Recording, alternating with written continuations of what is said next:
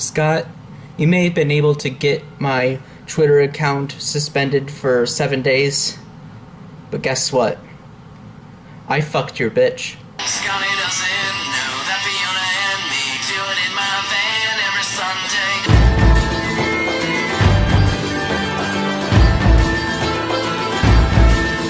And then I respond to him with a tweet calling Ian Miles Cheon a twat. And that's what got me kicked off of Twitter for 12 hours. If you only knew, Sean. If you only knew. Hey everyone, Irishman Rants here, and it's been a busy weekend, to say the least. For those of you who follow my Twitter, at SeanMcGann98, I have now gotten a shadow ban for the next 7 days. And it's all because of Twitter drama that the other person was not able to handle properly. And so now what should have been a situation that lasted a few hours of just shaming this person and talking about how terrible they are is now going to be a multiple video series detailing everything that's wrong with this fucking guy. Of course, I'm talking about DigiRanger1994, aka Scott. This fucking guy. Now, who is DigiRanger1994? Well, he's a big fan of social justice warrior types. He does Follow Fridays, in which he recommends that people follow Zoe Quinn or Sarah Nyberg or Izzy Galvez or anyone from Crash of a Ride, really, because he refuses to believe that they've done anything wrong. He's outright denied that the chat log leaks were real, even though there's substantial evidence that they are in fact legitimate leaks. Basically, he's one of those guys. Those that only really terrible skeptics that do strawmans of feminists and liberals would dream of having. He is the very strawman that people create. In fact, I hate the term social justice warrior, but I feel like it applies so well to Scott, because he is this raging warrior who wants to indoctrinate social justice values into modern culture and will not take shit from anybody who disagrees with his worldview. I had my bouts with him about a year ago. I hadn't really thought about him for over a year because he blocked me for asking him what his favorite flavor of Kool-Aid was. Because, you know, he drinks the social justice Kool-Aid, as terrible skeptics would say. And I never expected his name to pop up now, but why has his name popped up recently? Well, I think we should give some backstory. I've already done 2 live streams talking about the whole controversy, so I'll leave a link in the description to them, but here's a quick rundown of everything that's happened. The first thing I was thinking of doing was a piece on Kimani Wilson-Hunte, a foot fetishist who has been harassing female members of the Channel Awesome community. So, in the Channel Awesome fan community, there's a guy named Kimani Wilson-Hunte who has 10,000 subscribers on YouTube, so I guess you could say he has a following. While he presents himself as a nice guy in the real world, behind the scenes he's been asking a lot of the female members of the Channel Awesome community, particularly minors, to send him feet pics or do roleplay or meet up with him in real life.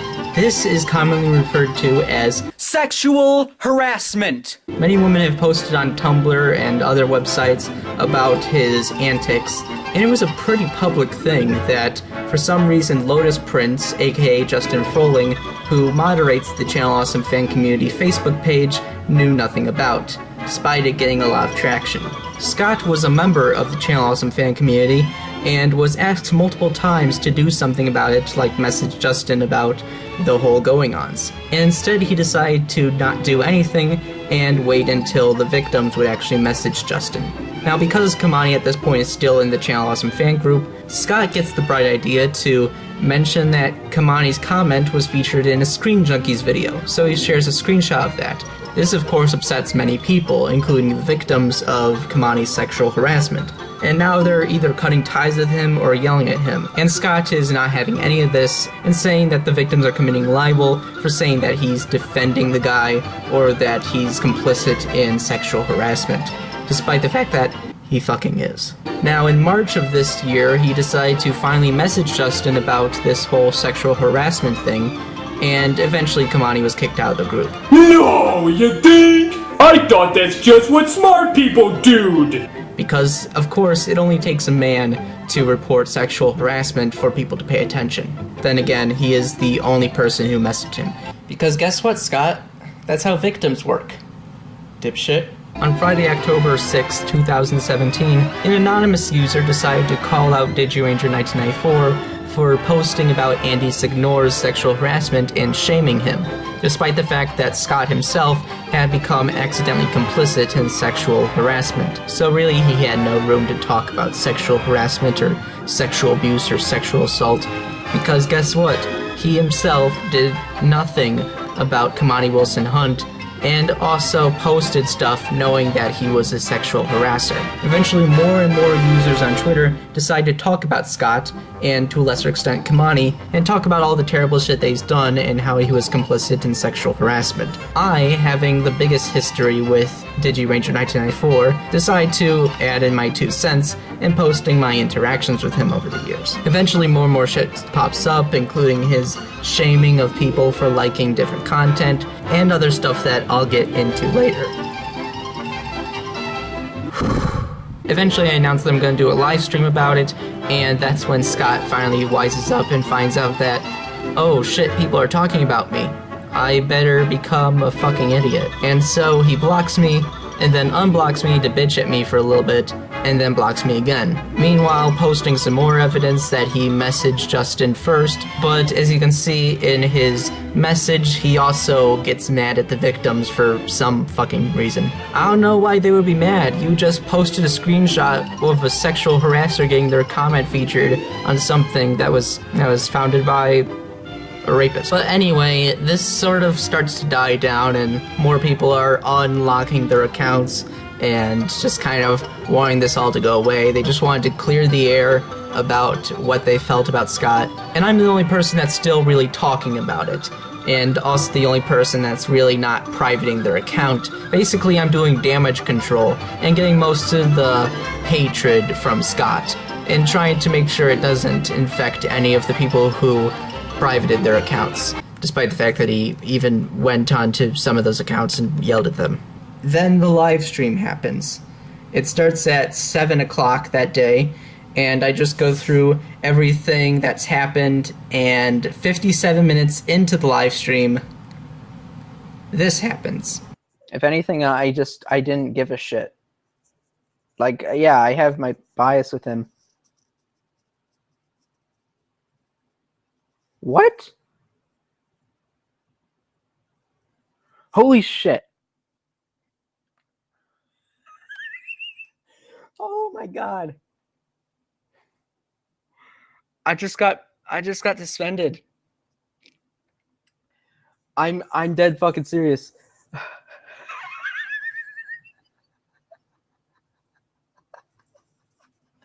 Oh my god. I got banned for a week just as this was happening. Holy fucking shit. And it says you can start your countdown and continue to Twitter once you delete tweets that violate our rules. Oh, this is gonna be rich. Let's see what tweets violated the rules, guys.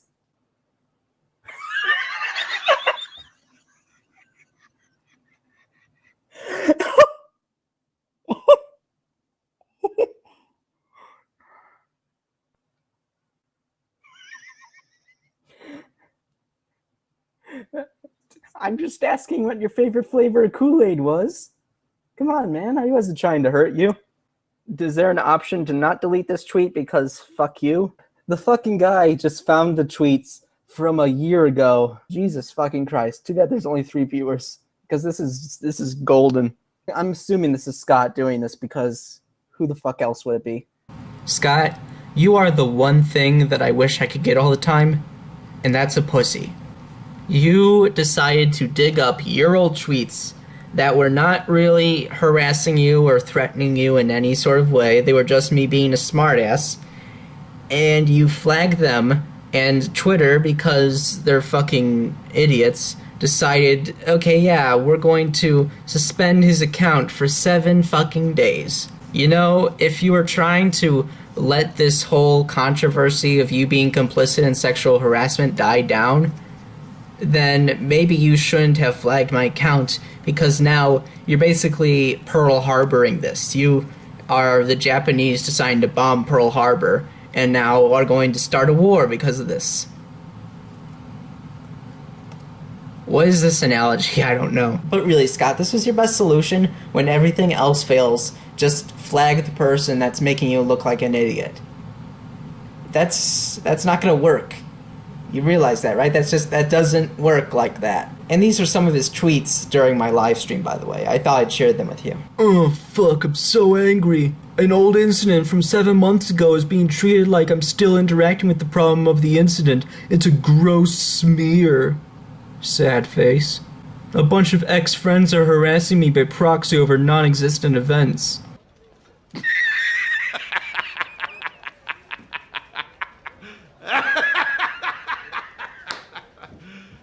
You serious? Non-existent events? Are you saying that you were never complicit in sexual harassment? Are you saying that you never stood by for a long-ass time and just let Kamani stay in the group? Are you saying that you never shared a screen cap on the Facebook page? Are you saying those are non-existent events? I mean, sure, yeah, I said that you were defending him at first, which is not true, and I apologize for maybe saying that. But everything else about you being complicit in sexual harassment, about you getting mad at the victims for not reporting it when you had the chance, all of that I'm standing by, because fuck you, Scott. You knew that Kamani wilson-hunte did stuff like this to people like my friend Moo Moo. He lives in New York and I live not in New York. I'll say that, but close by. He would ask me to go on a movie with him that day, which was impossible. And you shared with me some of the Tumblr posts that somebody said that he would just weirdly ask you to go with him to movies right away. Impossible. And I was like, that's odd. Maybe he thinks I live near him. Maybe he thinks it's possible. So I just, because I'm weird, I try to be nice and not say no all the time. So I just like, I can't go now. It's not possible. He just kept on acting like I didn't say no, or I didn't say that. He just kept acting like, oh, okay, well, we'll just go. And so I silenced him for a long time on messaging, because I hate messaging on Facebook. And then for some reason I decided, well, I'll just unsilence him. And immediately he went with the foot stuff. And I was like, well, maybe he's joking, because nobody would do that. So it's just like, maybe he's joking. I'll just ignore it. When somebody says something weird to me, the person doesn't feel embarrassed. So I ignored it, and then like a few weeks later, did the same thing. But he was asking me like my feet size and all that weird stuff, and he wanted to massage my feet, like, you know, like that role playing. Yeah. Weird that he does. And I was like, all right, I'm just gonna not talk to you by Messenger ever, because he's normal when you talk to him in public in Facebook. Like, in his posts, he's normal. You knew that Kamani did this sort of shit, and people told you to do something about it, and you did nothing. This isn't like Scott Weinberg, who, when knowing about Harry Knowles being a sexual predator, didn't do anything about it because the victim specifically told him not to make a big deal out of it. So the victim specifically told him, don't say anything.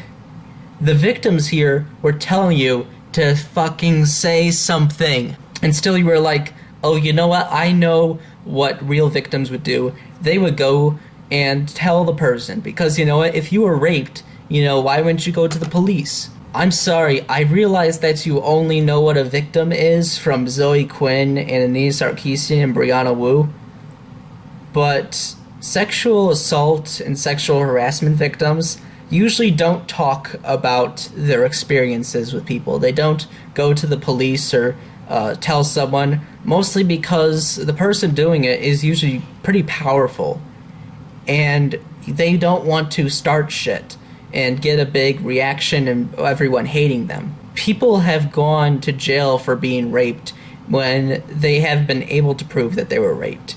They could have actually been raped, and they might not have been lying about rape, but they'll still go to jail for false rape claims because they didn't have tears in their vagina or something. That's what you don't understand, Scott, is that these victims were counting on you because they thought you could actually help them to talk about this.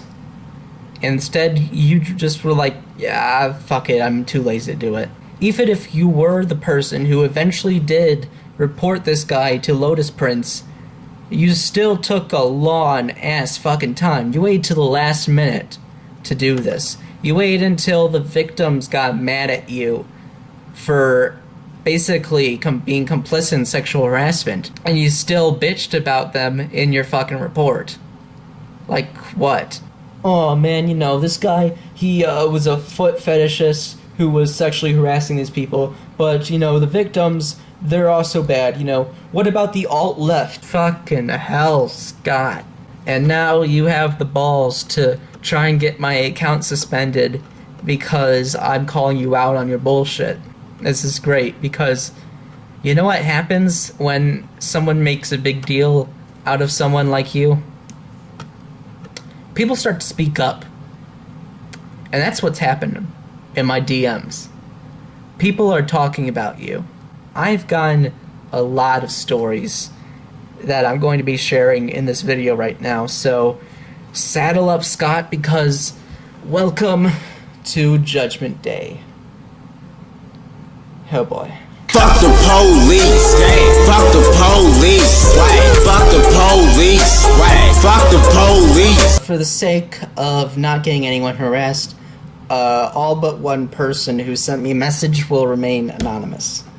This person I'll just call Jay, and they have a story about their interaction with Scott. Jim Bevan sent me in your direction about the video you were making about DigiRanger 1994, aka Scott Sandler.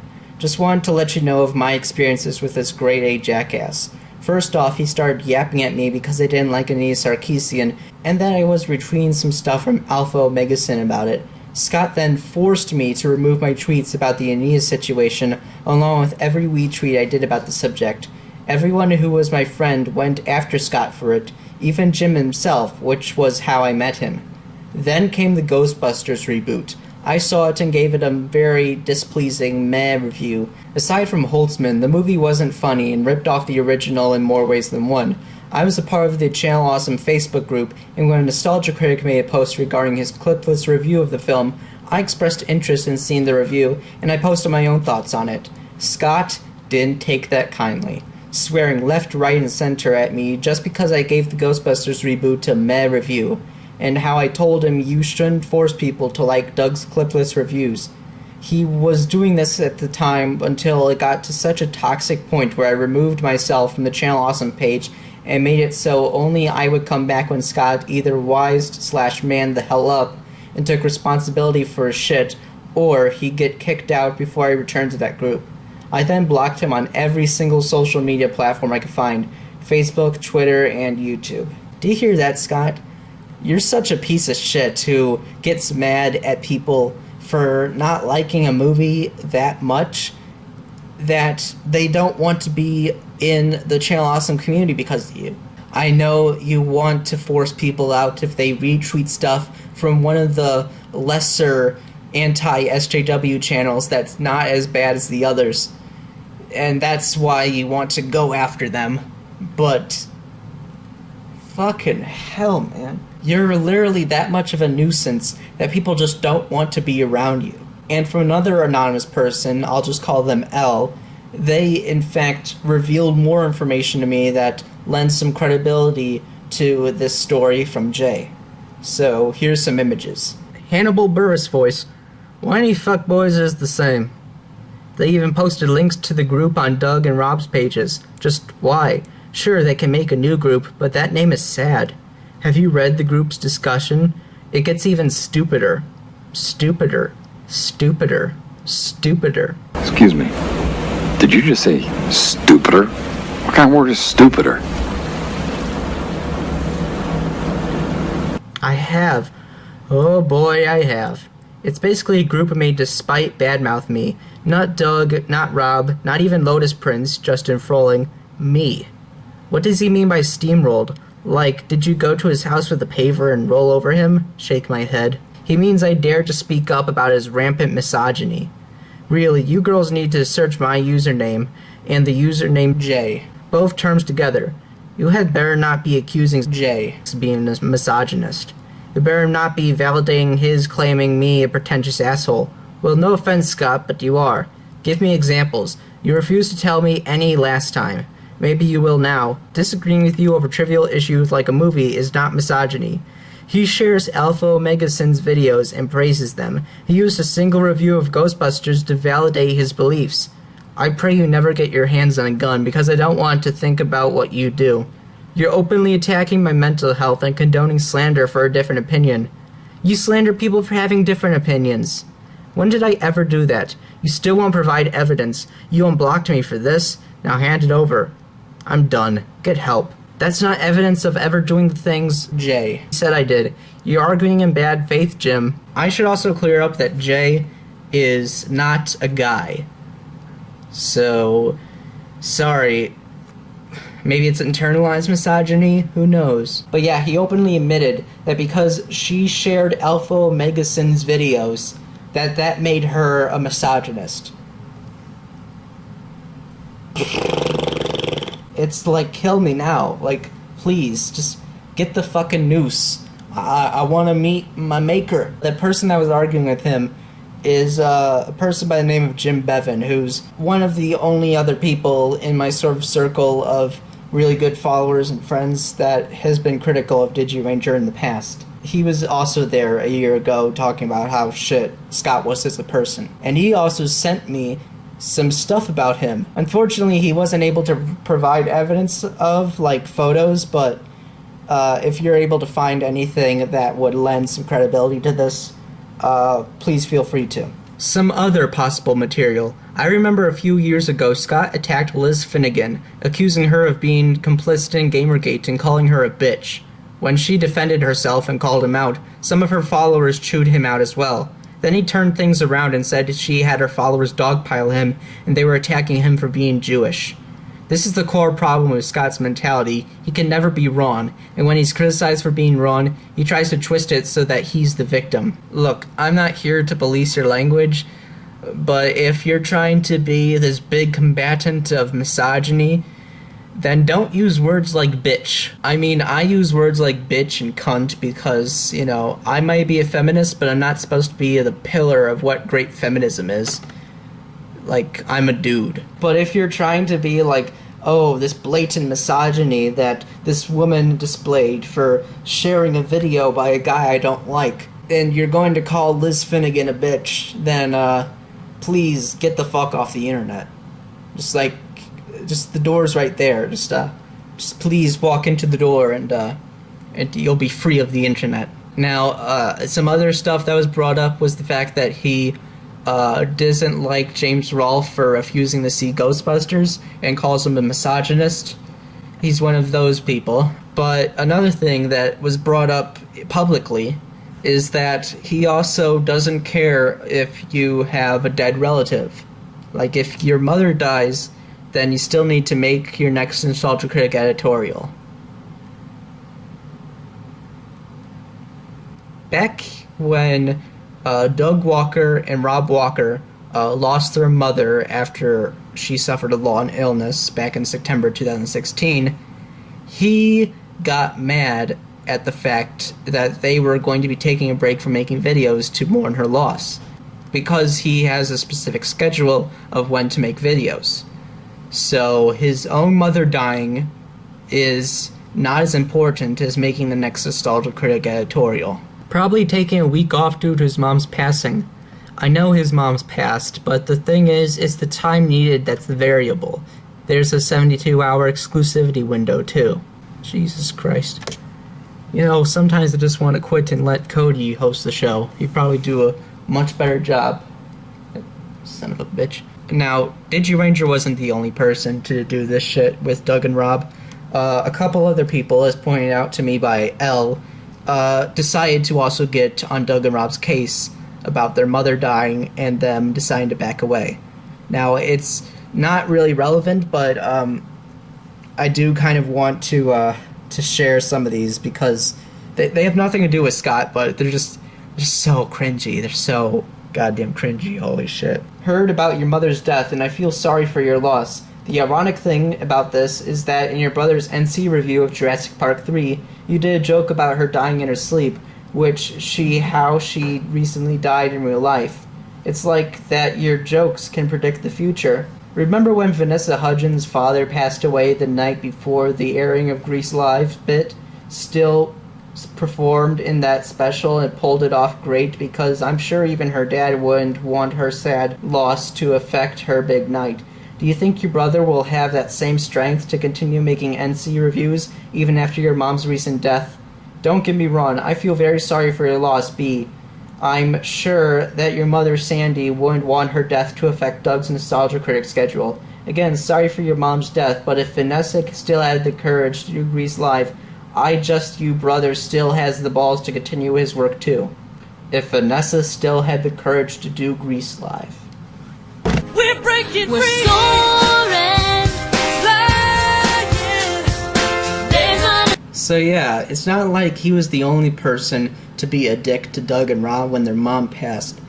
But at the same time, it should be noted that DigiRanger has over 4,000 followers. It might be 3,000, 4,000, somewhere in that number. So, in my opinion, he has a following.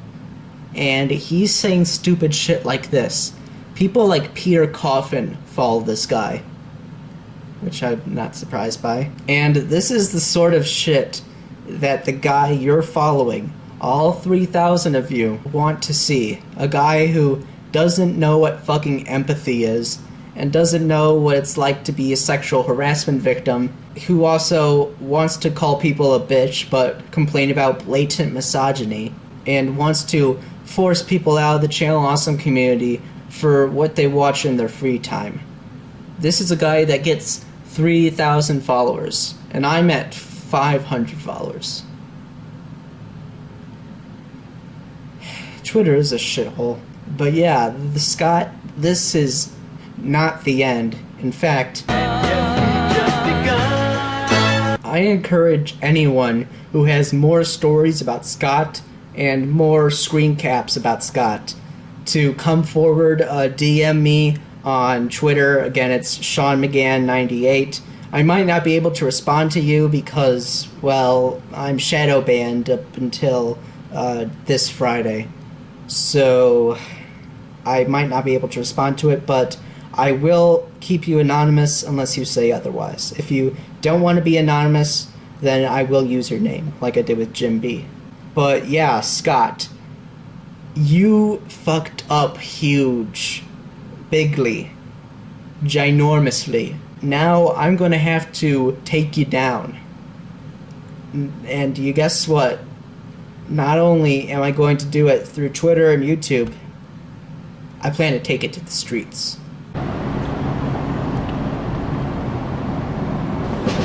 When you're a jet, you're a top cat in town. You're a gold medal kid with a heavyweight crown. When you're a jet, you're the swingingest thing. Little boy, you're a man. Little man, you're a king. The jets are in gear. The cylinders clicking. The shots steer clear. 'Cause every Puerto Rican's a lousy chick. I should probably let you know, Scott, this is a joke. I don't actually want to fight you in real life. Though I'm sure you know that this is a joke, but you'll pretend that this is real. This music's still playing. Fuck you, Scott. Margaret doesn't know that Enosh and me are hiding over here on this thing.